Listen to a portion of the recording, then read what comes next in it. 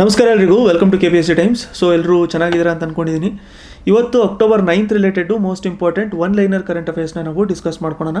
Extra points ಏನಿರುತ್ತೆ ಅದನ್ನು ಕೂಡ ನೀವು ನೋಟ್ ಮಾಡ್ಕೊಳ್ತಾ ಇರಿ, ಅದು ಕೂಡ ತುಂಬ ಇಂಪಾರ್ಟೆಂಟ್ ಆಗಿರುತ್ತೆ. ಇಂಡೈರೆಕ್ಟಾಗಿ ಕ್ವೆಶನ್ಸ್ ಕೇಳಿದಿದ್ರೆ ನಮಗೆ ಅಲ್ಲಿಂದ ನಾವು ಆನ್ಸರ್ ಮಾಡ್ಕೊಂಡಿರ್ಬೋದು. ಸೊ ನಿಮಗೆ ಇವುಗಳ ನೋಟ್ಸು PDFs ಎಲ್ಲ ಬೇಕಾಗಿದ್ದರೆ ಇಲ್ಲಿ ಕೊಟ್ಟಿರುವಂಥ ವಾಟ್ಸಪ್ ನಂಬರ್ಗೆ ನೀವು ಕಾಂಟ್ಯಾಕ್ಟ್ ಮಾಡ್ಕೊಂಡಿರ್ಬೋದು. ಫಸ್ಟ್ ನಾವು ನೋಡ್ಕೋಬೇಕಾಗಿರುವಂಥದ್ದು ನೊಬೆಲ್ ಪ್ರೈಸು ಕೆಮಿಸ್ಟ್ರಿಯಲ್ಲಿ ಯಾರಿಗೆ ಕೊಟ್ಟಿದ್ದಾರೆ ಈ ವರ್ಷ ಅಂತ. So Nobel price related at least 3 questions ಇದೆ ಇದರಲ್ಲಿ. ಲಾಸ್ಟು ನಾವು ನಿನ್ನೆ ಡಿಸ್ಕಸ್ ಮಾಡ್ಕೊಂಡಿರೋಂಥ ಕರೆಂಟ್ ಅಫೇರ್ಸಲ್ಲೂ ಕೂಡ ನೊಬೆಲ್ ಪ್ರೈಸು ಮೆಡಿಸಿನಲ್ಲಿ ನಾವು ಡಿಸ್ಕಸ್ ಮಾಡ್ಕೊಂಡಿದ್ದೀವಿ. ಸೊ ನಮಗೆ ಅಟ್ಲೀಸ್ಟ್ 1 ಕ್ವೆಶನ್ ಅಟ್ಲೀಸ್ಟ್ ಕೇಳ್ತಾ ಇರ್ತಾರೆ ಸೈನ್ಸ್ ಆ್ಯಂಡ್ ಟೆಕ್ನಾಲಜಿಲಿ 2 ವಿಡಿಯೋಗಳಿಂದ. So Nobel Prize in chemistry ನಾವು ನೋಡ್ಕೋಬೇಕು ಅಂತಂದರೆ ಇದನ್ನು ಕೊಟ್ಟಿದ್ದು ಬೆಂಜಮಿನ್ ಲಿಸ್ಟ್ ಮತ್ತು ಡೇವಿಡ್ ಮ್ಯಾಕ್ಮಿಲನ್ಗೆ. ಯಾರ್ಯಾರಿಗೆ ಅಂತಂದರೆ ಬೆಂಜಮಿನ್ ಲಿಸ್ಟ್ ಮತ್ತು ಡೇವಿಡ್ ಮ್ಯಾಕ್ಮಿಲನ್ಗೆ. ಸೊ ಯಾವುದಕ್ಕೋಸ್ಕರ ಕೊಟ್ಟಿದ್ರು ಅಂತಂದರೆ ಇದು ಇಂಪಾರ್ಟೆಂಟ್ ಆಗುತ್ತೆ ನಮಗೆ. ಅದು ಬಂದ್ಬಿಟ್ಟು ನಮಗೆ asymmetric organocatalysis. Asymmetric organocatalysis ಅಂತ. ಸೊ ಇದರಲ್ಲಿ ಮೋಸ್ಟ್ ಇಂಪಾರ್ಟೆಂಟ್ ವರ್ಡ್ ಏನು ಅಂತಂದರೆ ನಮಗೆ ಕ್ಯಾಟಲಿಸಿಸ್ ಅಥವಾ ಕ್ಯಾಟಲಿಸ್ಟ್. ಸೊ ಇದು ಕ್ಯಾಟಲಿಸ್ಟು ತುಂಬ ಇಂಪಾರ್ಟೆಂಟ್ ವರ್ಡ್ ಆಗಿರುತ್ತೆ. ಕ್ಯಾಟಲಿಸ್ಟ್ ಅನ್ನೋದು ಏನಿರುತ್ತೆ ಅಂತಂದರೆ ಒಂದು ಪ್ರೊಸೆಸ್ನ ಅದು ಇನ್ನೂ ಸ್ವಲ್ಪ ಸ್ಪೀಡ್ ಮಾಡುತ್ತೆ, ಬಟ್ ಎಂಡ್ ಪ್ರಾಡಕ್ಟಲ್ಲಿ ಅದು ಇನ್ವಾಲ್ವ್ ಆಗಿರಲ್ಲ. ಅದನ್ನು ನಾವು ಕ್ಯಾಟಲಿಸ್ಟ್ ಅಂತ ಹೇಳ್ಬಿಟ್ಟು ಕರಿತೀವಿ. ಅಂತಂದರೆ ಏನಾದ್ರು ಹಾರ್ಮ್ಫುಲ್ ಇರುವಂಥದ್ದು ಏನಾದರೂ ಇದ್ದರೆ ಅದನ್ನು ತೆಗೆಯುವಂಥದ್ದು, ಇಲ್ಲ ಅಂತಂದರೆ ಇರುವಂಥ ಮೆಕ್ಯಾನಿಸಮ್ನ ಇನ್ನೂ ಸ್ವಲ್ಪ ರ್ಯಾಪಿಡಾಗಿ ಮಾಡುವಂಥದ್ದು, ಅದನ್ನು ನಾವೇನಂತ ಕರಿತೀವಿ, ಕ್ಯಾಟಲಿಸ್ಟ್ ಅಂತ ಹೇಳ್ಬಿಟ್ಟು ಕರಿತೀವಿ. ಸೊ ಇವ್ರು ಏನು ಮಾಡಿದ್ದಾರೆ ಅಂತಂದರೆ ಮಾಲಿಕ್ಯುಲರ್ ಕನ್ಸ್ಟ್ರಕ್ಷನ್ಗೆ ಹೊಸದಾಗಿ ಕ್ಯಾಟಲಿಸ್ಟ್ನ ಇವರು ಕಂಡುಹಿಡಿದಿದ್ದಾರೆ. ಎಸ್ಪೆಷಲಿ 2 ಕ್ಯಾಟಲಿಸ್ಟನ್ನು ನೋಡ್ಕೊಂಡಿದ್ದು ಫಸ್ಟಿಂದನೂ ಕೂಡ ಕೆಮಿಸ್ಟ್ರಿಯಲ್ಲಿ. ಒಂದು ಬಂದ್ಬಿಟ್ಟು ಮೆಟಲ್ಸು, ಇನ್ನೊಂದು ಬಂದ್ಬಿಟ್ಟು ನಮಗೆ ಎನ್ಸೈಮ್ಸ್ ಇರುತ್ತೆ. ಒಂದು ಮೆಟಲ್ಸು ಮತ್ತು ಇನ್ನೊಂದು ಎನ್ಸೈಮ್ಸು. ಬಟ್ ಇವರು 3ನೇ ಥರದ್ದು ಅಸಿಮೆಟ್ರಿಕ್ ಆರ್ಗ್ಯಾನೋ ಕ್ಯಾಟಲಿಸಿಸ್. ಸೊ ಇಲ್ಲಿ ಸ್ವಲ್ಪ ಟೈಪು ಆಗಿರ್ಬೋದು. So asymmetric organocatalysis. So ಈಗ ಕ್ಯಾಟಲಿಸ್ಟ್ ಅಂತ ಹೇಳಿ ಬಂದ ತಕ್ಷಣ ನಮಗೆ ಒಂದು ಎಕ್ಸಾಂಪಲ್ ನಾವು ತಿಳ್ಕೊಂಡಿರೋಣ. ಈಗ ಎಕ್ಸಾಂಪಲ್ ನಾವು ಏನಾದರೂ ಬೈಕು ಅಥವಾ ಕಾರು ತೊಗೊಂಡಿದ್ರೆ ನಮಗೇನಿದು ಸೈಲೆನ್ಸರು ಅಥವಾ ಎಕ್ಸಾಸ್ಟ್ ಸಿಸ್ಟಮ್ ಇರುತ್ತಲ್ಲ. ಸೊ ಎಕ್ಸಾಸ್ಟ್ ಸಿಸ್ಟಮ್ ಎಕ್ಸಾಂಪಲು ಇಲ್ಲಿ ಇಂಜನ್ ಇದೆ. ಇಂಜನಿಂದ ಇಲ್ಲಿ ನಮಗೆ ಎಕ್ಸಾಸ್ಟ್ ಬರ್ತಾ ಇದೆ ಅಂತಂದರೆ ಇಲ್ಲಿ ಸೈಲೆನ್ಸರ್ ಪೈಪ್ ಇರುತ್ತೆ ನಮಗೆ, ಕರೆಕ್ಟ್ ಅಲ್ವಾ? ಸೊ ಇಲ್ಲಿ ಸೈಲೆನ್ಸರ್ ಪೈಪ್ ಇರುತ್ತೆ. ಸೊ ಇಲ್ಲಿ ಮಧ್ಯದಲ್ಲಿ ಕ್ಯಾಟಲಿಸ್ಟ್ ಅಥವಾ ಕ್ಯಾಟಲಿಟಿಕ್ ಕನ್ವರ್ಟರ್ನ ಯೂಸ್ ಮಾಡ್ಕೊಂಡಿರ್ತಾರೆ. ಸೊ ಇದನ್ನು ಯಾಕೆ ಯೂಸ್ ಮಾಡ್ಕೊಂಡಿರ್ತಾರೆ ಅಂತಂದರೆ ಇದರಲ್ಲಿ ಏನು ಮಾಡ್ತಾರೆ ಅಂತಂದರೆ ಇರೋವಂಥದ್ದು ಇಂಜಿನಿಂದ ಬಂದಿರೋವಂಥದ್ದು ಎಮಿಷನು ಕಾರ್ಬನ್ ಮೋನಾಕ್ಸೈಡ್ ರೀತಿಯಲ್ಲಿ ಬರ್ತಾ ಇರುತ್ತೆ. ಸೊ ಈ ಕ್ಯಾಟಲಿಟಿಕ್ ಕನ್ವರ್ಟರ್ ಏನು ಮಾಡುತ್ತೆ ಅಂತಂದರೆ ಈ ಕಾರ್ಬನ್ ಮೋನಾಕ್ಸೈಡ್ನ ಕಾರ್ಬನ್ ಡೈಆಕ್ಸೈಡಿಗೆ ಕನ್ವರ್ಟ್ ಮಾಡುತ್ತೆ. ಸೊ ಕಾರ್ಬನ್ ಡೈಆಕ್ಸೈಡು ಕೂಡ ಹಾರ್ಮ್ಫುಲ್ ಇರುತ್ತೆ ನಮಗೆ ಎನ್ವೈರ್ಮೆಂಟಿಗೆ. ಬಟ್ ಕಾರ್ಬನ್ ಮೋನಾಕ್ಸೈಡು ಕಾರ್ಬನ್ ಡೈಆಕ್ಸೈಡ್ಕಿನ್ನೂ ಕೂಡ ಹಾರ್ಮ್ಫುಲ್ಲು. ಯಾಕೆಂತಂದರೆ ನಾವು ಎನ್ವೈರ್ಮೆಂಟಲ್ಲಿ ಅಲ್ಲಿ ಓಝೋನ್ ಲೇಯರಲ್ಲಿ ಯಾವ ಥರ ನಮ್ಮಲ್ಲಿ ಎಮಿಷನ್ ಫಾರ್ಮೇಷನ್ ಆಗುತ್ತೆ ಅಂತಂದರೆ ಅಲ್ಲಿ ಕಾರ್ಬನ್ ಡೈಆಕ್ಸೈಡ್ ಇರುವಂಥದ್ದು ಕೂಡ ನಮಗೆ ಮೋನಾಕ್ಸೈಡ್ ರೀತಿಯಲ್ಲಿ ಹೋಗ್ತಾ ಕಾರ್ಬನ್ ಸಪ್ರೇಟ್ ಆಗ್ತಾ ಹೋಗ್ತಾ ಇರುತ್ತೆ. ಸೊ ಅದರಲ್ಲೇ ಓಝೋನ್ ಅಥವಾ O3 ಅಂತ ಹೇಳ್ಬಿಟ್ಟು ಆಗುವಂಥದ್ದು. ಸೊ ಇದು ಎಕ್ಸಾಂಪಲ್ ನಾವು ನೋಡ್ಕೊಂಡಿರುವಂಥದ್ದು ಕ್ಯಾಟಲಿಸ್ಟು ಅಥವಾ ಕ್ಯಾಟಲಿಟಿಕ್ ಕನ್ವರ್ಟರು. ಈ ಥರದ್ದನ್ನ ಮಾಲಿಕ್ಯುಲರ್ ಸ್ಟ್ರಕ್ಚರ್ನ ಸ್ಟಡಿ ಮಾಡ್ಕೊಳ್ಳೋದಕ್ಕೋಸ್ಕರ ಅಂತ ಹೇಳ್ಬಿಟ್ಟು ಮಾಡ್ಕೊಂಡಿರೋವಂಥದ್ದೇ ಇದು ನಮಗೆ ಅಸಿಮೆಟ್ರಿಕ್ ಆರ್ಗ್ಯಾನೋ ಕ್ಯಾಟಲಿಸಿಸ್ ಅಂತ ಹೇಳ್ಬಿಟ್ಟು. ಸೊ ಇಷ್ಟು ನಾವು ನೋಡ್ಕೊಂಡಿರೋವಂಥದ್ದು. ಹೆಸರನ್ನ ನೀವು ನೆನ್ಪಿಟ್ಕೊಂಡಿರ್ಬೇಕಾಗಿರುತ್ತೆ. ಏನೇನು ಹೆಸರು ಅಂತಂದರೆ ಬೆಂಜಮಿನ್ ಲಿಸ್ಟ್ ಮತ್ತು ಡೇವಿಡ್ ಮ್ಯಾಕ್ಮಿಲನ್ ಅಂತ. ನೆಕ್ಸ್ಟ್ ನಾವು ನೋಡ್ಕೊಳ್ಳೋಣ. ಇಲ್ಲಿ ಒಂದು mega integrated textile region, 7 mega integrated textile region setup ಮಾಡ್ತಾರೆ. ಸೊ ಇದನ್ನು PM ಮಿತ್ರ ಅಂಡರಲ್ಲಿ ಇದನ್ನು ಸೆಟಪ್ ಮಾಡ್ತಾ ಇರೋವಂಥದ್ದು. ಸೊ ಏನು ಹೇಳ್ತಾ ಇದೆ ಅಂತಂದರೆ PM ಮಿತ್ರ. ಈಗ ಡೈರೆಕ್ಟಾಗಿ ನಮಗೆ PM ಮಿತ್ರ ಅಂತ ಕೇಳಿದ್ದಾರೆ ಅಂತ ಅಂದ್ಕೊಳ್ಳೋಣ. ಯಾವುದರ ರಿಲೇಟೆಡ್ ಇದೆ ಇದು PM ಮಿತ್ರ ಅಂತ ಕೇಳಿದ್ರೆ ಟೆಕ್ಸ್ಟೈಲ್ಸ್ ರಿಲೇಟೆಡು. ಸೊ ಇಂಡಿಯಾಗೆ ಮೇನ್ ಏಮ್ ಏನಿದೆ ಅಂತಂದರೆ ಇವಾಗ ನಾವು ಟೆಕ್ಸ್ಟೈಲ್ಸು ಅಥವಾ ಗಾರ್ಮೆಂಟ್ಸು ಅಥವಾ ನಮ್ಮ ಕ್ಲೋತ್ಸ್ ಅಂತ ಹೇಳ್ಬಿಟ್ಟು ನಾವು ನೋಡ್ಕೊಂಡಿದ್ರೆ ಇಂಡಿಯಾ ಇವಾಗ್ಲೂ ಕೂಡ ಲೀಡರ್ ಇಲ್ಲ ವರ್ಲ್ಡಲ್ಲಿ. ಈಗ ಲೀಡರ್ ಅಂತ ಹೇಳಿ ಬಂದ ತಕ್ಷಣ ನಾವು ಎಕ್ಸಾಂಪಲ್ ನೋಡ್ಕೋಬೇಕು ಅಂತಂದರೆ ಈಗ ತೈವಾನ್ ಒಂದು ಎಕ್ಸಾಂಪಲಿಗೆ ತೊಗೋಬೋದು. ಸೊ ತೈವಾನು ಇದು ಮೈಕ್ರೋ ಚಿಪ್ಸು ಮೈಕ್ರೋ ಕಂಡಕ್ಟರ್ಸ್ಗಳೆಲ್ಲ ಏನಿರ್ತಾವಲ್ಲ ಅದರಲ್ಲಿ ಲೀಡರ್ ಇದೆ. ತೈವಾನ್ ಬಂದ್ಬಿಟ್ಟು ಅದರಲ್ಲಿ ಲೀಡರ್ ಇದೆ. ಆ ಥರ ಇಂಡಿಯಾನೂ ಕೂಡ ಲೀಡರು ಬೇರೆ ಬೇರೆ ಫೀಲ್ಡಲ್ಲಿ ಆಗ್ತಾ ಇರಬೇಕು. ಸೊ ಇಂಡಿಯಾನೂ ಕೂಡ ಬೇರೆ ಬೇರೆ ಫೀಲ್ಡಲ್ಲಿ ಆ ಥರ ಆಗ್ತಾ ಇರಬೇಕು. ಈಗೇನಾಗಿದೆ ಅಂತಂದರೆ ಸುಮಾರು ಗಾರ್ಮೆಂಟ್ ಕೆಲಸಗಳೆಲ್ಲ ಏನಿರ್ತಾವಲ್ಲ ಎಂಪ್ಲಾಯ್ಮೆಂಟು ಅದು ಇಂಡಿಯಾ ಹತ್ರ ಇರೋವಂಥದ್ದು ಬಾಂಗ್ಲಾದೇಶ್ ಕಡೆಗೆ ಶಿಫ್ಟ್ ಆಗ್ತಾಯಿದೆ, ಇಂಡೋನೇಷ್ಯಾ ಕಡೆಗೆ ಶಿಫ್ಟ್ ಆಗ್ತಾಯಿದೆ. ಅದಾದಮೇಲೆ ಫ್ಯಾಷನ್ ಕ್ಯಾಪಿಟಲ್ ಅಂತ ಹೇಳಿ ಮಿಲಾನ್ನ ಕರಿತೀವಿ ನಾವು. ಸೊ ಮಿಲಾನ್ಗೂ ಕೂಡ ನಮಗೆ ಲೇಬರ್ ಇರುವಂಥದ್ದು ಎಲ್ಲ ಚೈನೀಸ್ ಇರ್ತಾರೆ. ಸೊ ಇದ್ರ ಮೀನಿಂಗ್ ಏನು ಅಂತಂದರೆ PM ಮಿತ್ರ ಅಂಡರಲ್ಲಿ ಟೆಕ್ಸ್ಟೈಲ್ ಇಂಡಸ್ಟ್ರಿಗೆ ನಾವು ಜಾಸ್ತಿ ಬೂಸ್ಟ್ ಕೊಡಬೇಕು ಅಂತ. ಸೊ ಗ್ಲೋಬಲಿ ಇಂಡಿಯಾನೂ ಕೂಡ ಟೆಕ್ಸ್ಟೈಲ್ ಇಂಡಸ್ಟ್ರಿಯಲ್ಲಿ ಫೇಮಸ್ ಆಗಬೇಕು ಅಥವಾ ಇಂಡಿಯಾದಿಂದ ಟೆಕ್ಸ್ಟೈಲ್ ಬೇರೆ ಕಡೆ ಹೋಗ್ತಾ ಇರಬೇಕು ಅಂತ. ಇದಕ್ಕೋಸ್ಕರ ಏನು ಮಾಡ್ತಾ ಇದ್ದಾರೆ ಅಂತಂದರೆ 7 ಮೆಗಾ ಟೆಕ್ಸ್ಟೈಲ್ ಇಂಡಸ್ಟ್ರಿಯಲ್ ರೀಜನ್ನ ಸೆಟಪ್ ಮಾಡ್ತಾ ಇದ್ದಾರೆ. ಇದರಲ್ಲಿ 2 ಥರದ್ದಿರುತ್ತೆ. ಗ್ರೀನ್ ಫೀಲ್ಡ್ ಪ್ರಾಜೆಕ್ಟ್ಸು ಇರುತ್ತೆ, ಅದಾದಮೇಲೆ ಬ್ರೌನ್ ಫೀಲ್ಡು ಇರುತ್ತೆ. ಸೊ ಗ್ರೀನ್ ಫೀಲ್ಡ್ ಅಂತಂದರೆ ಏನು? ಗ್ರೀನ್ ಫೀಲ್ಡ್ ಅಂತಂದರೆ ಇವಾಗ ಆಗಲೇ ಏನಾದರೂ ಒಂದು ಇಂಡಸ್ಟ್ರಿ ಸೆಟಪ್ ಆಗಿದ್ದಿದ್ರೆ, ಒಂದು ನಿಮಿಷ. ಸೊ ಇವಾಗ ಆಗಲೇ ಏನಾದರೂ ಒಂದು ಜಾಗದಲ್ಲಿ ಇಂಡಸ್ಟ್ರಿ ಇದ್ದಿದ್ದರೆ ಅಥವಾ ಒಂದು ಜಾಗದಲ್ಲಿ ಏನೋ ಟೆಕ್ಸ್ಟೈಲ್ ರಿಲೇಟೆಡ್ ನಡೀತಾ ಇದ್ದಿದ್ದರೆ ಅದನ್ನೇ ಎನ್ಹ್ಯಾನ್ಸ್ ಮಾಡ್ಕೊಳ್ಳೋದಿದ್ದರೆ ಬ್ರೌನ್ ಫೀಲ್ಡ್ ಅಂತ ಹೇಳ್ಬಿಟ್ಟು ಕರಿತೀವಿ. ಬ್ರೌನ್ ಫೀಲ್ಡ್ ಅಂತಂದರೆ ಇವಾಗ ಆಗಲೇ ಇದೆ ಬಟ್ ಅದನ್ನು ಎನ್ಹ್ಯಾನ್ಸ್ ಮಾಡ್ತಾ ಇದ್ದೀವಿ. ಗ್ರೀನ್ ಫೀಲ್ಡ್ ಅಂತಂದರೆ ಏನಾಗುತ್ತೆ? ಗ್ರೀನ್ ಫೀಲ್ಡ್ ಅಂತಂದರೆ ಹೊಸದಾಗಿಂದ ನಾವು ಮಾಡ್ತಾ ಇರೋವಂಥದ್ದು. ಈಗ ಇದಕ್ಕೊಂದು ಎಕ್ಸಾಂಪಲ್, ನಮ್ಮಲ್ಲಿ ಏರ್ಪೋರ್ಟ್ ನಾವು ನೋಡ್ಕೋಬೇಕು ಅಂತಂದರೆ ಮುಂಚೆ ದೇವನಹಳ್ಳಿ ಅಂತ ಇತ್ತು. ಬಟ್ ಇವಾಗ ನಮಗೆ ಕೆಂಪೇಗೌಡ ಇಂಟರ್ನ್ಯಾಷನಲ್ ಏರ್ಪೋರ್ಟ್ ಅಥವಾ ಕೆಂಪೇಗೌಡ ಏರ್ಪೋರ್ಟ್ ಏನಿದೆಯಲ್ಲ ಬೆಂಗಳೂರಲ್ಲಿರುವಂಥದ್ದು, ಅದನ್ನು ಫಸ್ಟಿಂದ ಕಟ್ಟಿರುವಂಥದ್ದು. ಸೊ ಅದಕ್ಕೆ ಅದನ್ನು ಗ್ರೀನ್ ಫೀಲ್ಡ್ ಅಂತ ಹೇಳ್ಬಿಟ್ಟು ಕರಿತೀವಿ. ಸೊ ಗ್ರೀನ್ ಫೀಲ್ಡು ಮತ್ತು ಬ್ರೌನ್ ಫೀಲ್ಡು ನಿಮಗೆ ಅರ್ಥ ಆಗಿದೆ ಅಂತ ಅಂದ್ಕೊಂಡಿದ್ದೀನಿ. ಸೊ ಇದಕ್ಕೋಸ್ಕರ ಸುಮಾರು ನಮಗೆ 500 crores ಜಾಸ್ತಿ ಇವರು ಗ್ರೀನ್ ಫೀಲ್ಡಿಗೆ ಇಟ್ಟಿದ್ದಾರೆ. 200 crores ಅಷ್ಟು ಅಮೌಂಟನ್ನ PM ಮಿತ್ರ ಅಲ್ಲಿ ಬ್ರೌನ್ ಫೀಲ್ಡ್ ಪ್ರಾಜೆಕ್ಟ್ಸ್ಗೆ ಇಟ್ಟಿದ್ದಾರೆ. PM ಮಿತ್ರ ಅಂತಂದರೆ ನೀವೇನು ಅಂತ ಹೇಳ್ಬಿಟ್ಟು ತಿಳ್ಕೊಂಡಿರಿ ಫಸ್ಟು, ಅದು ಇಂಪಾರ್ಟೆಂಟ್ ಆಗಿರುತ್ತೆ, ಟೆಕ್ಸ್ಟೈಲ್ ಇಂಡಸ್ಟ್ರಿ ರಿಲೇಟೆಡು ಅಂತ. ಇವಾಗ ನೆಕ್ಸ್ಟ್ ಕ್ವೆಶನ್ ನಾವು ನೋಡ್ಕೊಳ್ಳೋಣ. ನೆಕ್ಸ್ಟ್ ಕ್ವೆಶನ್ ಏನು ಹೇಳ್ತಿದ್ದಾರೆ ಅಂತಂದರೆ, ಹೊಸದಾಗಿ ಒಂದು ಟೈಗರ್ ರಿಸರ್ವ್ ಬರ್ತಾ ಇದೆ ಅಂತೆ ಛತ್ತೀಸ್ಗಢಲ್ಲಿ. ಸೊ ಇದನ್ನು ಯಾವ್ಯಾವ ಏರಿಯಾನ ಕಂಬೈನ್ ಮಾಡಿಬಿಟ್ಟು ಮಾಡ್ತಾ ಇದ್ದಾರೆ ಅಂತ ಹೇಳ್ಬಿಟ್ಟು ಕೇಳಿದ್ರೆ ಅದಕ್ಕೆ ಆನ್ಸರ್ ಬಂದ್ಬಿಟ್ಟು ನಮಗೆ ಗುರು ಘಾಸಿಯಾದಾಸ್ ನ್ಯಾಷನಲ್ ಪಾರ್ಕ್, ಅದಾದಮೇಲೆ ತಾಮೋರ್ ಪಿಂಗ್ಲಾ ವೈಲ್ಡ್ ಲೈಫ್ ಸ್ಯಾಂಕ್ಚುರಿ. ಗುರು ಘಾಸಿಯಾದಾಸ್ ನ್ಯಾಷನಲ್ ಪಾರ್ಕ್ ಮತ್ತು ತಾಮೋರ್ ಪಿಂಗ್ಲಾ ವೈಲ್ಡ್ ಲೈಫ್ ಸ್ಯಾಂಕ್ಚುರಿ. ಈಗ ಸದ್ಯಕ್ಕೆ ನಮಗಿರುವಂಥದ್ದು 3 ನ್ಯಾಷನಲ್ ಪಾರ್ಕ್ ಇದ್ದಾವೆ. ಸೊ 3 ನಮ್ಮಲ್ಲಿ ಸ್ಯಾಂಕ್ಚುರೀಸ್ಗಳಿದ್ದಾವೆ, ಈ ರಿಸರ್ವ್ಸ್ಗಳಿದ್ದಾವೆ ಟೈಗರ್ಸಿಂದು ಛತ್ತೀಸ್ಗಢಲ್ಲಿ. ಫಸ್ಟ್ ಒಂದು ಬಂದ್ಬಿಟ್ಟು ನಮಗೆ ಉದಾಂತಿ ಸೀತಾನದಿ. ಸೆಕೆಂಡ್ ಒಂದು ಬಂದ್ಬಿಟ್ಟು ನಮಗೆ ಅಚಾನಕ್ ಮಾರ್. ಇದನ್ನು ಕೇಳಿರ್ತಾರೆ, ಇದನ್ನು ಮುಂಚೆನೂ ಕೂಡ ಕೇಳಿದ್ದಾರೆ. ಅಚಾನಕ್ ಮಾರ್ ಇದು ರಿಸರ್ವ್ ಇರುವಂಥದ್ದು ಯಾವ ಸ್ಟೇಟಲ್ಲಿ ಅಂತ ಹೇಳ್ಬಿಟ್ಟು, ಅಚಾನಕ್ ಮಾರ್ ಛತ್ತೀಸ್ಗಢ.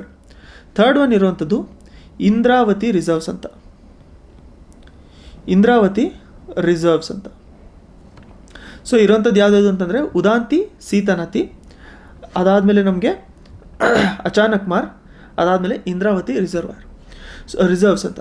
ಸೊ ಇವಾಗ ನೆಕ್ಸ್ಟ್ ಒಂದು ಮಾಡುವಂಥದ್ದು ಹೊಸದಾಗಿ ಟೈಗರ್ ರಿಸರ್ವ್ ಗುರು ಘಾಸಿಯಾದಾಸ್ ನ್ಯಾಷನಲ್ ಪಾರ್ಕ್ ಮತ್ತು ತಾಮೋರ್ ಪಿಂಗ್ಲಾ ವೈಲ್ಡ್ ಲೈಫ್ ಸ್ಯಾಂಕ್ಚುರಿ ಅಂಡರಲ್ಲಿ ಮಾಡ್ತಾ ಇರ್ತಾರೆ. ಸೊ ಆ್ಯಕ್ಚುಲಾಗಿ ಈಗ PM ಮಿತ್ರ ಅಲ್ಲಿ ಒಂದು ಮೋಸ್ಟ್ ಇಂಪಾರ್ಟೆಂಟ್ ಪಾಯಿಂಟ್ ಇತ್ತು, ಅದನ್ನು ಜಸ್ಟ್ ಸ್ಕಿಪ್ ಮಾಡಿದ್ದಿತ್ತು. ಸೊ ಅದರಲ್ಲಿ ಏನು ಅಂತಂದರೆ 5F ಪ್ರಿನ್ಸಿಪಲ್ಸ್ ಅಂತ ಇದೆ. 5F ಪ್ರಿನ್ಸಿಪಲ್ಸ್ ಇದು ಪ್ರೈಮ್ ಮಿನಿಸ್ಟರ್ ಅವ್ರದ್ದು ಒಂದು ಟ್ರೇಡ್ ಮಾರ್ಕ್ ಪ್ರಿನ್ಸಿಪಲ್ ಅಂತ ಹೇಳ್ಬಿಟ್ಟು ಕೇಳ್ತಾ ಇದ್ದಾರೆ. ಇದು ಯಾವುದರಲ್ಲಿ ಅಂತಂದರೆ ಎಸ್ಪೆಷಲಿ ನಮಗೆ ಟೆಕ್ಸ್ಟೈಲ್ ಇಂಡಸ್ಟ್ರೀಸಲ್ಲಿ 5F ಪ್ರಿನ್ಸಿಪಲ್ ಅಂತಂದರೆ ಏನಾಗಿರುತ್ತೆ, ಫಾರ್ಮಿಂದ ನಮಗೆ ಫೈಬರ್ ಆಗೋದು, ಫೈಬರಿಂದ ನಮಗೆ ಫ್ಯಾಕ್ಟ್ರಿಗೆ ಬರೋದು, ಫ್ಯಾಕ್ಟ್ರಿಯಿಂದ ಫ್ಯಾಷನು, ಫ್ಯಾಷನಿಂದ ಫಾರಿನ್. ಸೊ ಫಾರ್ಮಿಂದ ಫೈಬರಿಗೆ ಹೋಗೋದು, ಫೈಬರಿಂದ ಫ್ಯಾಕ್ಟ್ರಿ, ಫ್ಯಾಕ್ಟ್ರಿಯಿಂದ ಫ್ಯಾಷನು, ಫ್ಯಾಷನಿಂದ ನಮಗೆ ಫಾರಿನ್ನು ಅಂತಂದರೆ ಎಕ್ಸ್ಪೋರ್ಟು. ಸೊ ಇದು ಒಂದು 5F ಪ್ರಿನ್ಸಿಪಲ್ ಮೇಲೆ ಕೆಲಸ ಮಾಡುವಂಥದ್ದು ಯಾವುದು ಅಂತ ಹೇಳಿ ಏನಾದರೂ ಕೇಳಿದ್ರೆ ನಮಗೆ ಅದಕ್ಕೆ ಆನ್ಸರ್ ಬಂದ್ಬಿಟ್ಟು PM ಮಿತ್ರ ಆಗಿರುತ್ತೆ. ನೆಕ್ಸ್ಟ್ ನಾವು ನೋಡ್ಕೊಳ್ಳೋಣ. ಸುಪ್ರೀಂ ಕೋರ್ಟ್ ನೋಡಿ ಎಂಡೋಸಲ್ಫಾನ್ಸ್ಗಳ ಪ್ರೊಡಕ್ಷನ್ನು ಮತ್ತು ಡಿಸ್ಟ್ರಿಬ್ಯೂಷನ್ನ ಬ್ಯಾನು ಯಾವಾಗ ಮಾಡಿತ್ತು ಅಂತ ಕೇಳಿದ್ರೆ ಅದಕ್ಕೆ ಆನ್ಸರ್ ಬಂದ್ಬಿಟ್ಟು 2011ಅಲ್ಲಿ. ಸೊ ಇದು ಎಂಡೋಸಲ್ಫಾನ್ಸ್ ಅಂತಂದರೆ ಏನು? ಇದೊಂದು ಪೆಸ್ಟಿಸೈಡ್ಸು. ಎಂಡೋಸಲ್ಫಾನ್ಸ್ ಅಂತಂದರೆ ಅದೊಂದು ಪೆಸ್ಟಿಸೈಡ್ಸು. ಈ ಪೆಸ್ಟಿಸೈಡ್ಸ್ನ ತುಂಬ ಜಾಸ್ತಿ ಯೂಸ್ ಮಾಡ್ಕೊತಾ ಇದ್ರು, ಎಸ್ಪೆಷಲಿ ಕೇರಳದಲ್ಲಿ. ಇದರಿಂದ ಏನಾಯಿತು ಅಂತಂದರೆ ಕೇರಳದಲ್ಲಿ ಹೆಲ್ತ್ ಎಫೆಕ್ಟ್ಸ್ ಎಲ್ಲ ತುಂಬ ಜಾಸ್ತಿ ಆಗಿ ಸ್ಟಾರ್ಟ್ ಆಗೋಯಿತು. ಹೆಲ್ತ್ ಎಫೆಕ್ಟ್ಸ್ ಅಂತಂದರೆ ಇದರಲ್ಲಿ ಏನೇನಾಗ್ತಾ ಇರುತ್ತೆ? ಹೆಲ್ತ್ ಎಫೆಕ್ಟ್ಸ್ ಅಂತ ಹೇಳಿ ನಾವು ನೋಡ್ಕೋಬೇಕು ಅಂತಂದರೆ ಸೆಕ್ಷುವಲ್ ಮೆಚ್ಯೂರಿಟಿ ಲೇಟಾಗಿ ಬರುವಂಥದ್ದು, ಇಲ್ಲಾಂತಂದರೆ ಫಿಸಿಕಲ್ ಡಿಫಾರ್ಮೇಷನ್ ಆಗುವಂಥದ್ದು, ಈ ಥರದ್ದು ಬೇರೆ ಬೇರೆ ಹೆಲ್ತ್ ಎಫೆಕ್ಟ್ಸ್ ಬರ್ತಾ ಇರುತ್ತೆ.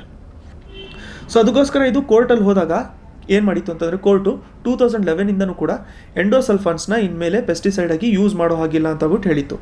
ಅದ್ರ ಜೊತೆಗೆ ಸುಮಾರು ದೇಶಗಳು 2011ಕ್ಕಿಂತ ಮುಂಚೆನೇ ಬ್ಯಾನ್ ಮಾಡಿಟ್ಟಿದ್ದಾವೆ ಎಂಡೋಸಲ್ಫಾನ್ಸ್ಗಳ ಯೂಸ್ ಮಾಡೋದನ್ನ. ಬಟ್ ಅಂದ್ರೂ ಕೂಡ ಇಂಡಿಯಾದಲ್ಲಿ ಅದನ್ನು ಯೂಸ್ ಮಾಡ್ಕೊತಾ ಇದ್ರು. ಅದನ್ನು ಇವಾಗ ಬ್ಯಾನ್ ಮಾಡಬೇಕು ಅಂತ ಹೇಳ್ಬಿಟ್ಟು 2011ಅಲ್ಲಿ ಹೇಳಿದರು. ಇವಾಗ ಏನಾಗಿದ್ದಾರೆ ಅಂತಂದರೆ ಈ ಹೆಲ್ತ್ ಎಫೆಕ್ಟು ಯಾರ್ಯಾರಿಗಾಗಿತ್ತಲ್ಲ ಕೇರಳದಲ್ಲಿ ಅವ್ರಿಗೆ ಇವಾಗವರೆಗೂ ಕೂಡ ಕಂಪೆನ್ಸೇಷನ್ ಸಿಕ್ಕಿಲ್ಲ. ಸುಪ್ರೀಂ ಕೋರ್ಟ್ ಹೇಳಿದ್ದು ಕಂಪೆನ್ಸೇಷನ್ ಕೊಡಬೇಕು ಅಂತ, ಬಟ್ ಇವಾಗವರೆಗೂ ಕೂಡ ಅವ್ರಿಗೆ ಕಂಪೆನ್ಸೇಷನ್ ಸಿಕ್ಕಿಲ್ಲ. ಸೊ ಅದಕ್ಕೆ ಆ ಕಂಪೆನ್ಸೇಷನ್ನ ನೀವು ಆದಷ್ಟು ಬೇಗ ಕೊಡಬೇಕು ಅಂತ ಹೇಳ್ಬಿಟ್ಟು ಸುಪ್ರೀಂ ಕೋರ್ಟ್ ಹೇಳಿದೆ. ನೆಕ್ಸ್ಟ್ ಒಂದು ನೌಜವಾನ್ ಭಾರತ್ ಸಭಾ, ಇದನ್ನು ಸ್ಟಾರ್ಟ್ ಮಾಡಿದ್ದು ಯಾರು ಅಂತಂದರೆ ಇದನ್ನು ಭಗತ್ ಸಿಂಗ್ ಅವರು ಸ್ಟಾರ್ಟ್ ಮಾಡ್ಕೊಂಡಿದ್ದರು. One of the most important personality. So ನಮಗೆ KS ಅಲ್ಲಿ ಮೇನ್ಸಲ್ಲಿ ಇಂಪಾರ್ಟೆಂಟ್ ಪರ್ಸ್ನಾಲಿಟೀಸ್ ಅಂತ ಬರ್ತಾರೆ. ಸೊ ಇಂಪಾರ್ಟೆಂಟ್ ಪರ್ಸ್ನಾಲಿಟೀಸಲ್ಲಿ ಈ ಥರ ಪರ್ಸ್ನಾಲಿಟೀಸ್ಗಳನ್ನೆಲ್ಲ ಕೂಡ ನಾವು ನೋಡ್ಕೋಬೇಕಾಗತ್ತೆ, ಇವ್ರನ್ನ ನೋಡ್ಕೋಬೇಕು. ಅದಾದಮೇಲೆ ಯೂನಿಫಿಕೇಷನ್ ಆಫ್ ಕರ್ನಾಟಕಗೆ ಇಂಡಿಪೆಂಡೆನ್ಸ್ ಸಿಗೋದ್ರಲ್ಲಿ ಯಾರ್ಯಾರು ಹೆಲ್ಪ್ ಮಾಡಿದ್ದಾರೆ, ಯಾರ್ಯಾರು ಫೈಟ್ ಮಾಡಿದಾರಲ್ಲ ಅವರೆಲ್ಲರ ಹೆಸರನ್ನ ಕೂಡ ನಾವು ನೆನ್ಪಿಟ್ಕೊಂಡಿರಬೇಕು. ಅದನ್ನು ಡಿಸ್ಕಸ್ ಮಾಡ್ತಿರೋಂಥ ಟೈಮಲ್ಲಿ ನೋಡ್ಕೊಂಡಿರೋಣ. ಇವಾಗ ಸದ್ಯಕ್ಕೆ ಒನ್ ಲೈನರು ನೌಜವಾನ್ ಭಾರತ್ ಸಭಾ ಯಾರು ಮಾಡಿದರು ಅಂತ ಹೇಳ್ಬಿಟ್ಟು ನೆನ್ಪಿಟ್ಕೊಂಡಿರಿ. Next Nobel Prize in physics 2021 ಯಾರಿಗೆ ಕೊಟ್ಟಿದ್ದಾರೆ ಅಂತಂದರೆ ಇದನ್ನು ನೋಡಿ, ಹೆಸರು ನೆನ್ಪಿಟ್ಕೊಂಡಿರಬೇಕು. ಸ್ಯೂಕೂರೋ ಮನಾಬೆ, ಕ್ಲಾಸ್ ಹ್ಯಾಸಲ್ಮನ್ ಮತ್ತು ಜಾರ್ಡಿಯೋ ಪ್ಯಾರಿಸಿ. ಸೊ ಸ್ವಲ್ಪ ಹೆಸರು ಕಷ್ಟ ಇದೆ, ಆದರೆ ನೆನ್ಪಿಟ್ಕೋಬೇಕಾಗಿರುವಂಥದ್ದು ಪಾಯಿಂಟ್ ನಾವು ನೋಡ್ಕೊಳ್ಳೋಣ. ಸ್ಯೂಕೋರೋ, ಕ್ಲಾಸು, ಅದಾದಮೇಲೆ ಯಾವುದಿದ್ದಾರೆ ಅಂತಂದರೆ ಜಾರ್ಡಿಯೋ. ಇಲ್ಲಿ ಪ್ರೈಸ್ ಶೇರ್ ಏನಿರುತ್ತಲ್ಲ ಅದು ಇವ್ರಿಗೆ ಕಾಲು ಭಾಗ, ಸೊ ಇವ್ರಿಗೆ ಕಾಲು ಭಾಗ ಹೋಗುತ್ತೆ, ಇವ್ರಿಗೂ ಕೂಡ ಕಾಲು ಭಾಗ ಹೋಗುತ್ತೆ, ಬಟ್ ಇವ್ರಿಗೆ ಅರ್ಧ ಭಾಗ ಹೋಗುತ್ತೆ. ಯಾಕೆ ಅಂತ ಹೇಳ್ಬಿಟ್ಟು ನಾವು ನೋಡ್ಕೊಳ್ಳೋಣ. ಸ್ಯೂಕುರೋ ಮತ್ತು ಕ್ಲಾಸು ಇಬ್ಬರು ಸೇರಿಬಿಟ್ಟು ಏನು ಡಿಸ್ಕವರ್ ಮಾಡ್ಕೊಂಡಿದ್ರು ಅಂತಂದರೆ, ಇಬ್ಬರು ಸೇರಿಬಿಟ್ಟು ಮಾಡೆಲಿಂಗ್ ಮಾಡ್ಕೊಂಡಿದ್ರು. ಯಾವುದ್ರದ್ದು ಅಂತಂದರೆ ಅರ್ತಿಂದು ಕ್ಲೈಮೇಟ್ ಚೇಂಜಿಂದು ಮಾಡೆಲ್ ಮಾಡ್ಕೊಂಡಿದ್ರು ಇವರು. Physical modelling of earth's climate, quantifying variability and reliable predicting of global warming. So ಅದನ್ನು ಸ್ಯೂಕುರೋ ಮತ್ತು ಕ್ಲಾಸ್ ಇಬ್ಬರು ಸೇರ್ಕೊಂಡು ಮಾಡ್ಕೊಂಡಿದ್ದು. ಜಾರ್ಡಿಯೋ ಏನು ಮಾಡಿದರು ಅಂತಂದರೆ, Giorgio for discovery of interplay of disorder and fluctuations in physical systems from atomic to planetary scales. So similar models ಇತ್ತು, but ಇವ್ರು ಮಾಡ್ಕೊಂಡಿದ್ದು ಅರ್ತಿಂದ ಕ್ಲೈಮೇಟ್ ಮೇಲೆ, ಮತ್ತು ಇವ್ರು ಮಾಡ್ಕೊಂಡಿದ್ದು ಅಟಾಮಿಕ್ ಟು ನಮಗೆ ಪ್ಲಾನೆಟರಿ ಸ್ಕೇಲ್ಸ್ ಮೇಲೆ. ಇದ್ರ ಮೇಲೆ ಕಂಪ್ಲೀಟ್ ಡೀಟೇಲ್ಸ್ನ ನಾವು ನೆಕ್ಸ್ಟು ನೋಡ್ಕೊಂಡಿರೋಣ. ಬಟ್ ಇದರಿಂದ ಏನಾಗುತ್ತೆ ಅಂತಂದರೆ ಇರೋವಂಥ ಸಿಸ್ಟಮ್ಸ್ಗಳ ಅಂಡರ್ಸ್ಟ್ಯಾಂಡಿಂಗ್ ನಮಗಿನ್ನ ಎನ್ಹ್ಯಾನ್ಸ್ ಆಗುತ್ತೆ. ಸೊ ಅದಕ್ಕೋಸ್ಕರ ಇವ್ರಿಗೆ ಅವಾರ್ಡ್ ಕೊಟ್ಟಿದ್ದಾರೆ. ಜಾಸ್ತಿ ಶೇರು ಜಾರ್ಡಿಯೋ ಅವ್ರಿಗೆ ಕೊಟ್ಟಿದ್ದಾರೆ ಅಂತ ಹೇಳ್ಬಿಟ್ಟು ನೆನ್ಪಿಟ್ಕೊಂಡಿರಿ. ಯಾಕಂತಂದರೆ 3 ಜನ ಇರೋದು, ನಾವೇನು ಅಂದ್ಕೊಂಡಿರ್ತೀವಿ 1/3 ಆ ಥರ ಏನಾದ್ರು ಡಿವೈಡ್ ಮಾಡ್ಕೊಂಡಿರ್ತಾರಂತ, 1/3 ಅಂತ ಆ ಥರ ಏನಾದ್ರು ಡಿವೈಡ್ ಮಾಡ್ಕೊಂಡಿರ್ತಾರೆ ಅಂತ, ಬಟ್ ಅದು ಮಿಸ್ಟೇಕ್ ಆಗಿರುತ್ತೆ. ಸೊ ನೆಕ್ಸ್ಟು 2021 ನೊಬೆಲ್ ಪ್ರೈಸು ಲಿಟ್ರೇಚರಲ್ಲಿ ಕೊಟ್ಟಿರುವಂಥದ್ದು ಅಬ್ದುಲ್ ರಜಾಕ್ ಗುರ್ನಾ ಅವ್ರಿಗೆ. ಸೊ ಇದು ಡೈರೆಕ್ಟಾಗಿ ಹೆಸರು ಕೇಳಿರ್ತಾರೆ, ನೆನ್ಪಿಟ್ಕೊಂಡಿರಿ. ನೆಕ್ಸ್ಟು ನಾವು ನೋಡಬೇಕು ಅಂತಂದರೆ state of words children 2021 report, ಇದನ್ನು ಯಾರು ರಿಲೀಸ್ ಮಾಡ್ತಾರೆ ಅಂತ. ಸೊ ಇದನ್ನು ನೋಡಿ, ಚಿಲ್ಡ್ರನ್ಸ್ ರಿಪೋರ್ಟ್ ಆಗಿರೋದ್ರಿಂದ ಯುನಿಸೆಫ್ ಇದನ್ನು ರಿಲೀಸ್ ಮಾಡುತ್ತೆ. ಸೊ ಯುನಿಸೆಫ್ ರಿಲೀಸ್ ಮಾಡಿರೋದ್ರಲ್ಲಿ 2-3 ಪಾಯಿಂಟ್ಸು ತುಂಬ ಇಂಪಾರ್ಟೆಂಟ್ ಆಗಿರುತ್ತೆ. ಫಸ್ಟ್ ಪಾಯಿಂಟ್ ಏನು ಅಂತಂದರೆ ಮಕ್ಕಳ ಸ್ಟೇಟಸ್ ಯಾವ ಥರ ಇದೆ ಅಂತ ಹೇಳ್ಬಿಟ್ಟು ಆ ರಿಪೋರ್ಟ್ ರಿಲೀಸ್ ಮಾಡೋದೇ ನಮಗೆ ಯುನಿಸೆಫ್ ಇದನ್ನು ರಿಪೋರ್ಟ್ ರಿಲೀಸ್ ಮಾಡುತ್ತೆ. ಇದನ್ನೇನು ಮಾಡುತ್ತೆ ಅಂತಂದರೆ ಮಕ್ಕಳು, ಅಡಾಲ್ಸೆನ್ಸು, ಅದಾದಮೇಲೆ ಮೆಂಟಲ್ ಹೆಲ್ತಿಂದ ಸಫರ್ ಪಡ್ತಾ ಇರ್ತಾರಲ್ಲ ಅವ್ರ ಬಗ್ಗೆ ಇವ್ರದ್ದು ಅನಾಲಿಸಿಸ್ ಹೇಳ್ತಾ ಇರುತ್ತೆ. ಸೊ ಈ ರಿಪೋರ್ಟ್ ಪ್ರಕಾರ 14% ಮಕ್ಕಳು 15ರಿಂದ 24 ವರ್ಷ ಏಜ್ ಇರೋರು ಇವರು ಡಿಪ್ರೆಷನ್ನಿಂದ ಫೈಟ್ ಮಾಡ್ತಾ ಇದ್ದಾರೆ. ಸೊ ಇವರು ಡಿಪ್ರೆಷನ್ ಫೈಟ್ ಮಾಡ್ಕೊತಾ ಇದ್ದಾರೆ. ಅದ್ರ ಜೊತೆಗೆ ಇದರಲ್ಲಿ 41% ಮಕ್ಕಳು ಏನು ಮಾಡ್ಕೊತಾ ಇದ್ದಾರೆ ಅಂತಂದರೆ ಅವ್ರಿಗೆ ಅದರ ರಿಲೇಟೆಡು ಸಪೋರ್ಟ್ ತೊಗೋಬೇಕು ಅಂತ ಹೇಳ್ಬಿಟ್ಟು ಆಸೆ ಇದೆ ಅವ್ರಿಗೆ. ಅಂತಂದರೆ ಏನು ಅವರು ಡಿಪ್ರೆಷನ್ ಅಂಡರ್ ಹೋಗ್ತಾ ಇದ್ದಾರೆ, ಇವಾಗ ಡಿಪ್ರೆಷನಲ್ಲಿ ಇದ್ದಾರಲ್ಲ ಅವ್ರಿಗೆ 41% ಮಕ್ಕಳಲ್ಲಿ ಅದ್ರ ರಿಲೇಟೆಡ್ ಟ್ರೀಟ್ಮೆಂಟ್ ತೊಗೋಬೇಕು ಅಂತ ಇರುತ್ತೆ. ನಮಗೇನು ಇಂಪಾರ್ಟೆಂಟು ಅಂತಂದರೆ ಈ 41% ಇರುವಂಥದ್ದನ್ನ 100% ತೊಗೊಂಡು ಹೋಗೋದಕ್ಕೆ ಏನು ಮಾಡಬೇಕು ಅಂತ. ಯಾಕಂತಂದರೆ ಡಿಪ್ರೆಷನ್ ಫೈಟ್ ಮಾಡ್ತಾ ಇದ್ದಾರೆ ಅಂತಂದರೆ ಅದರಿಂದ ಬೇರೆ ಬೇರೆ ಕಾರಣಕ್ಕೂ ಕೂಡ ಅದನ್ನು ಲೀಡ್ ಮಾಡ್ಕೊಂಡಿರ್ಬೋದು. ಅಂತಂದರೆ ಡಿಪ್ರೆಷನಿಂದ ಮತ್ತು ಬೇರೆ ಬೇರೆ ಕಡೆಗೆ ಅವರ ಗಮನನೂ ಕೂಡ ಹೋಗ್ಬೋದು. ಅಲ್ಲಿ ಹೋಗ್ಲಿಲ್ದಂಗೆ ಅವ್ರಿಗೆ ಟ್ರೀಟ್ಮೆಂಟ್ ಕೊಡೋದಕ್ಕೆ ಏನೇನು ಮಾಡ್ಕೋಬೇಕು ಅಂತ ಹೇಳ್ಬಿಟ್ಟು ನಾವು ಫೋಕಸ್ ಮಾಡ್ಕೊಂಡಿರ್ಬೇಕಾಗಿರುತ್ತೆ. ನೆಕ್ಸ್ಟ್ ಒಂದು status of coral reefs of world 2020 report, ಇದನ್ನು ರಿಲೀಸ್ ಮಾಡಿದ್ದು global coral reefs monitoring network ಇದನ್ನು ರಿಲೀಸ್ ಮಾಡಿದೆ. ಸೊ ಇವಾಗ ನಾವು ಇದರಲ್ಲಿ ಏನು ನೋಡ್ಕೋಬೇಕು ಅಂತಂದರೆ ಕೋರಲ್ ರೀಫ್ಸ್ ಅಂತಂದರೆ ಏನು, ಬ್ರೀಫ್ಲಿ ಹೇಳಬೇಕು ಅಂತಂದರೆ ಕೋರಲ್ ರೀಫ್ಸ್ ಅಂತಂದರೆ ಏನು, ಕೋರಲ್ ಪಾಲಿಪ್ಸ್ ಇರುತ್ತೆ. ಇದು ಕ್ಯಾಲ್ಶಿಯಂ ಕಾರ್ಬೋನೇಟ್ ಜೊತೆಗೆ ಮಿಂಗಲ್ ಆಗಿರುತ್ತೆ ಅಂಡರ್ ವಾಟರ್. ಸೊ ಅದನ್ನು ನಾವೇನಂತ ಕರಿತೀವಿ, ಕೋರಲ್ ರೀಫ್ಸ್ ಅಂತ ಹೇಳ್ಬಿಟ್ಟು ಕರಿತೀವಿ. ಸೊ ಇದರಲ್ಲಿ ಪಾಲಿಪ್ಸು ಮತ್ತು ನಮಗೆ ಏನು ಆಲ್ಗೆಗಳೆಲ್ಲ ಏನಿರ್ತಾವಲ್ಲ ಅದರ ಮಧ್ಯದಲ್ಲಿ ಒಂದು ಸಿಂಬಯಾಟಿಕ್ ರಿಲೇಷನ್ಶಿಪ್ ಇರುತ್ತೆ. ಅಂದರೆ ಈ ಕೋರಲ್ ರೀಫ್ಸಿಗೆ ಕಲರು ಕೂಡ ಅದು ಕೊಟ್ಟಿರ್ತದಲ್ಲ, ಸೊ ಅದರಿಂದ ಒಂದು ಶೇರ್ ಮಾಡ್ತಾ ಇರ್ತಾರೆ, ಅಂತಂದರೆ ಅದ್ರ ಒಂದು ಸೇಫ್ಟಿ ಪ್ರೊವೈಡ್ ಮಾಡ್ತಾ ಇರುತ್ತೆ, ಇನ್ನೊಂದು ಫುಡ್ ಪ್ರೊವೈಡ್ ಮಾಡ್ತಾ ಇರುತ್ತೆ. ಅದನ್ನು ನಾವು ಕೋರಲ್ ರೀಫ್ಸ್ ಅಂತ ಹೇಳ್ಬಿಟ್ಟು ಕರಿತೀವಿ. ಅದರ ರಿಲೇಟೆಡ್ಡು ಇವರು ಡೇಟಾನ ರಿಲೀಸ್ ಮಾಡಿರುವಂಥದ್ದು, ಅಂತಂದರೆ ಯಾವ ಥರ ಇದೆ ಸ್ಟೇಟಸ್ಸು ಅಂತ ಹೇಳ್ಬಿಟ್ಟು. ಸೊ ಇದರಲ್ಲಿ 2009 ಹಿಡಿದ್ಬಿಟ್ಟು 2018 ನಾವು ನೋಡ್ಕೋಬೇಕು ಅಂತಂದರೆ ಸಿ ಸರ್ಫೇಸ್ ಟೆಂಪ್ರೇಚರು ಜಾಸ್ತಿ ಆಗ್ತಾನೆ ಹೋಗ್ತಾ ಇದೆ ಅಂತ. ಸಿ ಸರ್ಫೇಸ್ ಟೆಂಪ್ರೇಚರ್ ಜಾಸ್ತಿ ಆದರೆ ಕೋರಲ್ ರೀಫ್ಸಿಗೆ ಏನು ಪ್ರಾಬ್ಲಮ್ ಆಗುತ್ತೆ ಅಂತಂದರೆ ಕೋರಲ್ ಬ್ಲೀಚಿಂಗ್ ಅಂತ ಆಗುತ್ತೆ. ಅಂತಂದರೆ ಈ ಪಾಲಿಪ್ಸ್ ಎಲ್ಲ ಬಿಟ್ಟು ಹೋಗಕ್ಕೆ ಸ್ಟಾರ್ಟ್ ಆಗುತ್ತೆ. ಸೊ ಆಲ್ಗೆಗಳೆಲ್ಲ ಬಿಟ್ಟು ಹೋಗ್ಬಿಡ್ತವೆ. ಆವಾಗ ಏನಾಗುತ್ತೆ ಅಂತಂದರೆ ತುಂಬ ಕಲರ್ಫುಲ್ ಆಗಿರುತ್ತಲ್ಲ ಕೋರಲ್ ರೀಫ್ಸು, ವೈಟ್ ಆಗೋಗ್ಬಿಡುತ್ತೆ. ಅದನ್ನು ನಾವು ಕೋರಲ್ ಬ್ಲೀಚಿಂಗ್ ಅಂತ ಹೇಳ್ಬಿಟ್ಟು ಕರಿತೀವಿ. ಸೊ ಇದು ಟೆಂಪ್ರೇಚರ್ ಜಾಸ್ತಿ ಆಗ್ತಾ ಇದ್ದರೆ ಇದು ಇನ್ನೂ ಸ್ವಲ್ಪ ಇನ್ಕ್ರೀಸ್ ಆಗ್ತಾ ಇರುತ್ತೆ. ಇದ್ರ ಬಗ್ಗೆ ಕೆಲವೊಂದು ಬೇರೆ ಪಾಯಿಂಟ್ಸ್ ಇದ್ದಾವೆ, ಅದನ್ನು ನಾವು ನೋಡ್ಕೊಂಡಿರೋಣ, ಇಂಪಾರ್ಟೆಂಟ್ ಆಗಿರುತ್ತೆ ನಮಗೆ. ಫಸ್ಟ್ ಒನ್ ಏನು ಅಂತಂದರೆ ನಮಗೆ largest coral reef area wise ಇರುವಂಥದ್ದು ಇಂಡೋನೇಷ್ಯಾದಲ್ಲಿ. ಇವಾಗ ಕೆಲವೊಂದು ಕಡೆ ಕನ್ಫ್ಯೂಷನ್ ಇರುತ್ತೆ. ಆಸ್ಟ್ರೇಲಿಯಾದಲ್ಲಿ ಗ್ರೇಟ್ ಬ್ಯಾರಿಯರ್ ರೀಫ್ಸ್ ಇದೆಯಲ್ಲ, ಅಲ್ಲಿ ಜಾಸ್ತಿ ಇದೆ ಅಂತಂದರೆ ಅಲ್ಲೂ ಕೂಡ ಜಾಸ್ತಿ ಇದೆ. ಬಟ್ ಅಲ್ಲಿ ಏನು ಅಂತಂದರೆ ಆಗ್ರಿಗೇಷನ್ ತುಂಬ ಜಾಸ್ತಿ ಇದೆ, ಅಲ್ಲಿ ಆಗ್ರಿಗೇಷನ್ ತುಂಬ ಜಾಸ್ತಿ ಇದೆ. ಸೌತ್ ಏಷ್ಯಾದಲ್ಲಿ ನಾವು ನೋಡ್ಕೋಬೇಕು ಅಂತಂದರೆ ಇಂಡಿಯಾದಲ್ಲಿ, ಮಾಲ್ಡೀವ್ಸಲ್ಲಿ, ಶ್ರೀಲಂಕಾದಲ್ಲಿ, ಅದಾದಮೇಲೆ ಶಾಗೋಸ್ ಐಲ್ಯಾಂಡು. ಸೊ ಈ ರೀಜನಲ್ಲಿ ನಮಗೆ ಕೋರಲ್ ರೀಫ್ಸು ನೋಡೋಕ್ಕೆ ತುಂಬ ಜಾಸ್ತಿ ಸಿಗುತ್ತೆ ಅಂತ. ನೆಕ್ಸ್ಟ್ ಪಾಯಿಂಟ್ ನೋಡೋಣ. ಹೈಪರ್ಸಾನಿಕ್ ಕ್ರೂಸ್ ಮಿಸೈಲು ರೀಸೆಂಟಾಗಿ ಟೆಸ್ಟ್ ಫೈರ್ ಮಾಡ್ಕೊಂಡಿದ್ರು, ಯಾರು? ರಷ್ಯಾದವರು. ಸೊ ಇದನ್ನು ನ್ಯೂಕ್ಲಿಯರ್ ಸಬ್ಮರೀನಿಂದ ಟೆಸ್ಟ್ ಮಾಡ್ಕೊಂಡಿದ್ರು. ಸೊ ಸಬ್ಮರೀನಿಂದ ಹೈಪರ್ಸಾನಿಕ್ ಟೆಸ್ಟ್ ಮಾಡ್ಕೊಂಡಿದ್ದಾರೆ. ಸೊ ಅದರ ಮಿಸೈಲಿನ ಹೆಸರೇನು ಅಂತ ಕೇಳಿದ್ರೆ ಅದರ ಹೆಸರು ಬಂದ್ಬಿಟ್ಟು ಝರ್ಕಾನ್ ಅಂತ. ಇದು ತುಂಬ ಇಂಪಾರ್ಟೆಂಟ್ ಆಗಿರುತ್ತೆ ನಮಗೆ. ಸೊ ಈ ಸ್ಪೀಡ್ಗಳನ್ನ ಯಾವ ಥರ ಡಿಫೈನ್ ಮಾಡ್ತಾರೆ ಅಂತಂದರೆ ಮ್ಯಾಕ್ ನಂಬರಿಂದ ಡಿಫೈನ್ ಮಾಡ್ತಾರೆ. ಮ್ಯಾಕ್ ನಂಬರ್ ಅಂತ ಹೇಳ್ಬಿಟ್ಟು ಕರಿತೀವಿ. ಮ್ಯಾಕ್ ನಂಬರ್ ಅಂತಂದರೆ ಏನಾಗಿರುತ್ತೆ, ಯಾವುದಾದ್ರೂ ತೊಗೊಂಡಿರೋ ಆಬ್ಜೆಕ್ಟಿನ ಸ್ಪೀಡ್ ಎಷ್ಟಿದೆ ಅದನ್ನು ನಾವು ಸೌಂಡಿನ ಸ್ಪೀಡಿಂದ ಡಿವೈಡ್ ಮಾಡಿದ್ರೆ, ಸೌಂಡ್ ಆಫ್ ಸ್ಪೀಡ್ ಇದರಿಂದ ಡಿವೈಡ್ ಮಾಡಿದ್ರೆ ಅದನ್ನು ನಾವು ಮ್ಯಾಕ್ ನಂಬರ್ ಅಂತ ಹೇಳ್ಬಿಟ್ಟು ಕರಿತೀವಿ. ಸೊ ಇವಾಗ ಈ ಮ್ಯಾಕ್ ನಂಬರು 1ಕ್ಕಿಂತ ಕಮ್ಮಿ ಬಂದರೆ, ಮ್ಯಾಕ್ ನಂಬರ್ ಅಂತ ಬರ್ತಿರ್ತೀನಿ, 1ಕ್ಕಿಂತ ಕಮ್ಮಿ ಬಂದರೆ ಅದನ್ನು ಸಬ್ಸಾನಿಕ್ ಅಂತ ಹೇಳ್ಬಿಟ್ಟು ಕರಿತೀವಿ. ಈ ಮ್ಯಾಕ್ ನಂಬರ್ ಡಿವೈಡ್ ಮಾಡಿದಾಗ ಆ ಆಬ್ಜೆಕ್ಟಿಂದು ಮ್ಯಾಕ್ ನಂಬರ್ 1ಕ್ಕಿಂತ ಕಮ್ಮಿ ಬಂದರೆ ಅದು ಸಬ್ಸಾನಿಕ್ ಅಂತ ಹೇಳ್ಬಿಟ್ಟು ಕರಿತೀವಿ. ಮ್ಯಾಕ್ ನಂಬರು 1 ಬಂದುಬಿಟ್ರೆ ಕರೆಕ್ಟಾಗಿ, ಅಂತಂದರೆ ಒಂದು ಆಬ್ಜೆಕ್ಟಿನ ಸ್ಪೀಡು ಸೌಂಡಿನ ಸ್ಪೀಡ್ ಅಷ್ಟೇ ಇದ್ದರೆ, ಆ ಆಬ್ಜೆಕ್ಟಿನ ಸ್ಪೀಡು ಮ್ಯಾಕ್ ನಂಬರ್ 1 ಅಂತ ಹೇಳ್ಬಿಟ್ಟು ಕರಿತೀವಿ. ಸೊ ಅದನ್ನು ನಾವು ಟ್ರಾನ್ಸಾನಿಕ್ ಅಂತ ಹೇಳ್ಬಿಟ್ಟು ಕರಿತೀವಿ. ಯೂಶ್ವಲಾಗಿ ಟ್ರಾನ್ಸಾನಿಕ್ಕು ಕಮ್ಮಿ ಇರುತ್ತೆ, ಯಾಕಂತಂದರೆ ಎಕ್ಸಾಕ್ಟಾಗಿ ಅದನ್ನು ಮ್ಯಾಚ್ ಮಾಡಬೇಕು, ಆವಾಗಲೇ 1 ಬರೋದು. ಇಲ್ಲ ಅಂತಂದರೆ ಏನಾಗುತ್ತೆ, 1ಕ್ಕಿಂತ ಜಾಸ್ತಿ ಬರ್ಬೋದು ಅಥವಾ 1ಕ್ಕಿಂತ ಕಮ್ಮಿ ಬರ್ಬೋದು. ನೆಕ್ಸ್ಟು 1ಕ್ಕಿಂತ ಜಾಸ್ತಿ ಬಂದರೆ ಅದನ್ನು ನಾವು ಸೂಪರ್ಸಾನಿಕ್ ಅಂತ ಹೇಳ್ಬಿಟ್ಟು ಕರಿತೀವಿ. Supersonic cruise missile, subsonic cruise missile ಅಂತ ಹೇಳ್ಬಿಟ್ಟು ಕರಿತೀವಿ. ಸೊ ಇವಾಗ ಈ ಮ್ಯಾಕ್ ನಂಬರ್ ಬಂದ್ಬಿಟ್ಟು 5ಕ್ಕಿಂತ ಜಾಸ್ತಿ ಬಂದ್ಬಿಟ್ರೆ ಅದನ್ನು ನಾವು ಹೈಪರ್ಸಾನಿಕ್ ಅಂತ ಹೇಳ್ಬಿಟ್ಟು ಕರಿತೀವಿ. ಸೊ ರೀಸೆಂಟಾಗಿ ಟೆಸ್ಟ್ ಫೈರ್ ಮಾಡ್ಕೊಂಡಿರೋಂಥದ್ದು ಹೈಪರ್ಸಾನಿಕ್ ಕ್ರೂಸ್ ಮಿಸೈಲು. ಯಾರು ಅಂತಂದರೆ ರಷ್ಯಾ ಅದನ್ನು ಮಿಸೈಲ್ನ ಟೆಸ್ಟ್ ಫೈರ್ ಮಾಡ್ಕೊಂಡಿದೆ ನ್ಯೂಕ್ಲಿಯರ್ ಸಬ್ಮರೀನಿಂದ. ತುಂಬ ಇಂಪಾರ್ಟೆಂಟ್ ಆಗಿರುತ್ತೆ, ಅದರ ಹೆಸರು ಝರ್ಕಾನ್. ನೆಕ್ಸ್ಟು ಬಂದ್ಬಿಟ್ಟು ನಮಗೆ ಕುತಿಯಾತೂರ್ ಮ್ಯಾಂಗೋ, ಅದಾದಮೇಲೆ ಯಡ್ಯೂರ್ ಚಿಲ್ಲಿ. ಸೊ ಇದು ನಮ್ಮ ಕರ್ನಾಟಕದ ಯಡ್ಯೂರಲ್ಲ ಇದು. ಸೊ ಇದು ಬಂದ್ಬಿಟ್ಟು ಎರಡೂ ಬಂದ್ಬಿಟ್ಟು GI ಟ್ಯಾಗ್ ಪಡ್ಕೊಂಡಿದೆ, ಕೇರಳದಿದು. ಸೊ GI ಟ್ಯಾಗು ಕೇರಳದಿದು. ವರ್ಲ್ಡ್ ಟ್ರೇಡ್ ಆರ್ಗನೈಸೇಷನಿಂದು 1999 ಏನು ಕನ್ವೆನ್ಷನ್ ಇತ್ತಲ್ಲ ಅದನ್ನು ಪ್ರೊಟೆಕ್ಟ್ ಮಾಡ್ಕೋಬೇಕು ಅಂತ ಹೇಳ್ಬಿಟ್ಟು IP ರೈಟ್ಸ್ ರಿಲೇಟೆಡ್ ಇರೋವಂಥದ್ದು GI ಟ್ಯಾಗ್ ನಮಗೆ. ಸೊ ಆ ಟ್ಯಾಗು ಇವಾಗ ಈ ಮ್ಯಾಂಗೋಗೆ ಮತ್ತು ಚಿಲ್ಲಿಗೆ ಕೊಟ್ಟಿದ್ದಾರೆ, ಕೇರಳದಲ್ಲೂ ಕೂಡ. ನೆಕ್ಸ್ಟು ಇಂಡಿಯಾ ಲಾರ್ಜೆಸ್ಟ್ ನೇವಲ್ ಎಕ್ಸಸೈಸ್ನ ಹೋಸ್ಟ್ ಮಾಡುತ್ತೆ ಅಂತ ಹೇಳ್ಬಿಟ್ಟು ಹೇಳ್ತಾ ಇದೆ. ಸೊ ಇದ್ರ ಹೆಸರು ಬಂದ್ಬಿಟ್ಟು ಎಕ್ಸಸೈಸ್ ಮಿಲಾನ್ ಅಂತ ಇರುತ್ತೆ. ಸೊ ಎಕ್ಸಸೈಸ್ ಮಿಲಾನು 2022 ಕಂಡಕ್ಟ್ ಮಾಡ್ಕೊತಾರೆ. ಎಲ್ಲಿ ಅನ್ನೋದು ತುಂಬ ಇಂಪಾರ್ಟೆಂಟು, ವಿಶಾಖಪಟ್ಟಣಂ ಅಲ್ಲಿ ಕಂಡಕ್ಟ್ ಮಾಡ್ಕೊತಾ ಇರ್ತಾರೆ. 46ಕ್ಕೂ ಜಾಸ್ತಿ ದೇಶ ಇದರಲ್ಲಿ ಪಾರ್ಟಿಸಿಪೇಟ್ ಮಾಡ್ಕೊತಾ ಇರುತ್ತೆ. ಈ ಹೆಸರು ಇಂಪಾರ್ಟೆಂಟ್ ನಮಗೆ, ಯಾಕಂತಂದರೆ ಲಾರ್ಜೆಸ್ಟ್ ನೇವಲ್ ಎಕ್ಸಸೈಸ್ ಇದು ಇಂಡಿಯಾ ಹೋಸ್ಟ್ ಮಾಡ್ಕೊತಾ ಇರೋವಂಥದ್ದು.